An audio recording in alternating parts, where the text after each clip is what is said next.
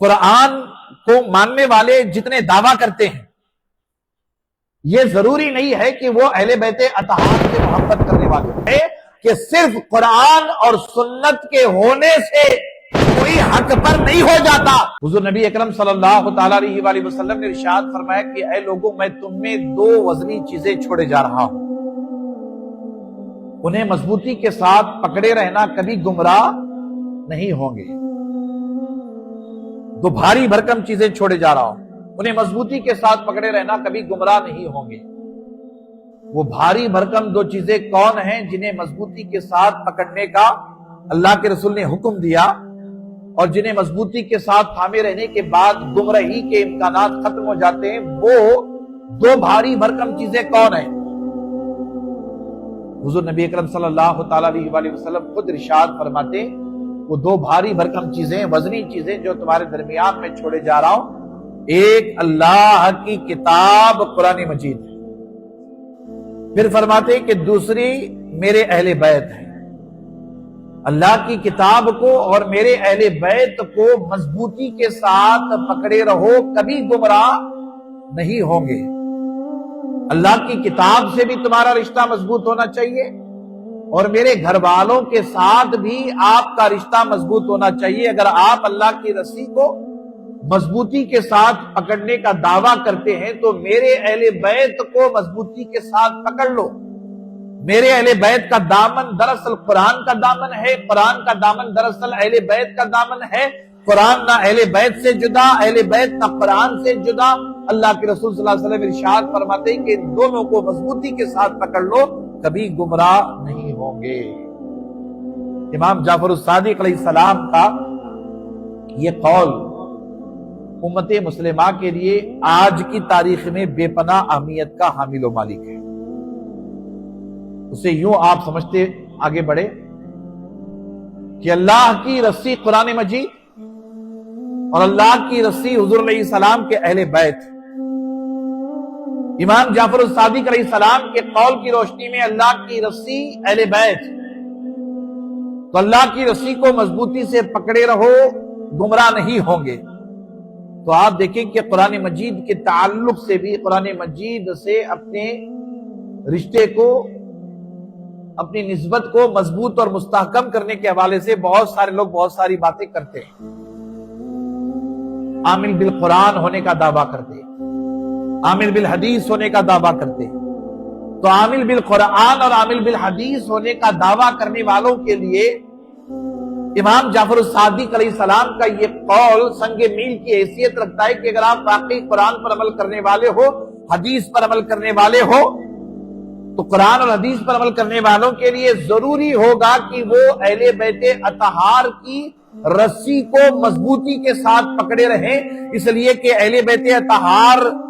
سے تمسک، اہل بیت اطہار سے تعلق، اہل بیت اطہار سے نسبت،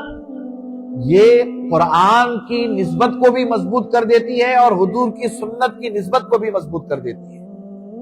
تو حضور نبی اکرم صلی اللہ تعالی علیہ وآلہ وسلم کے گھر والوں سے اپنی نسبت کو مضبوط کر لو، اس لیے کہ یہ اللہ کی رسی ہے۔ قرآن کو ماننے والے جتنے دعویٰ کرتے ہیں، یہ ضروری نہیں ہے کہ وہ اہل بیت اطہار سے محبت کرنے والے ہوں۔ جیسے کہ ہر نمازی ایسا نہیں ہوتا ہے کہ وہ اہل بیت اطہار سے محبت کرنے والا ہو۔ کربلا کے میدان میں بھی ہم نے اس منظر کو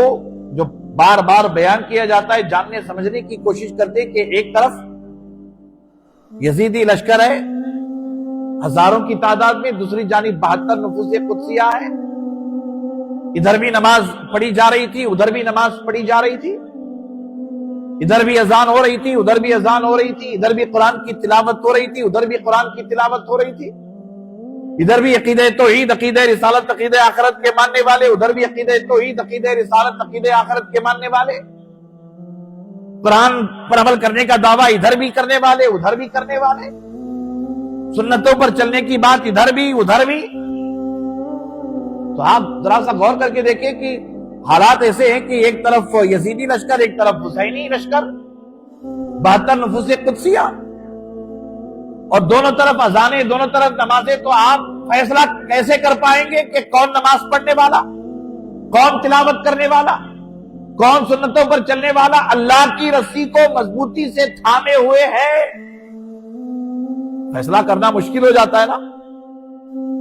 دونوں طرف سے اذان کی آواز سنائی دے رہی ہے، دونوں طرف سے قرآن کی تلاوت کی آواز سنائی دے رہی ہے،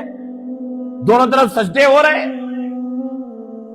تو اگر صرف نماز، روزہ، حج و زکات یا قرآن کی تلاوت یا اذان کسی کو نجات کا معیار بنایا جاتا تو کربلا کے میدان میں تھوڑی دیر کے لیے فیصلہ کرنا مشکل ہو جاتا۔ امام جعفر الصادق علیہ السلام کا یہ قول ہماری آپ کی رہنمائی کرتا ہے کہ دونوں طرف اذان ہو رہی تھی، دونوں طرف تلاوت ہو رہی تھی، دونوں طرف نمازیں ہو رہی تھی، دونوں طرف سجدے ہو رہے تھے، مگر اہل بیت اطہار صرف اور صرف 72 نفوس قدسیہ میں تھے، 22,000 کے لشکر جرار میں نہیں تھے۔ تو یہیں سے فیصلہ اس تفسیر کے ذریعہ کیا جاتا ہے کہ صرف قرآن اور سنت کے ہونے سے کوئی حق پر نہیں ہو جاتا، قرآن اور سنت پر ہونے کے ساتھ ساتھ رسول اللہ کے اہل بیت سے جڑے رہنا ضروری ہے۔ جب تک اہل بیت رسول اللہ سے جڑے نہیں رہیں گے، نہ قرآن کی تلاوت معتبر ہوگی، نہ حضور علیہ السلام کی سنتوں پر عمل کرنا معتبر ہوگا۔ اسی لیے فرمایا گیا وَاعْتَصِمُوا بِحَبْلِ اللَّهِ جَمِيعًا، تم سب کے سب مل کر اللہ کی رسی کو مضبوطی سے پکڑے رہے۔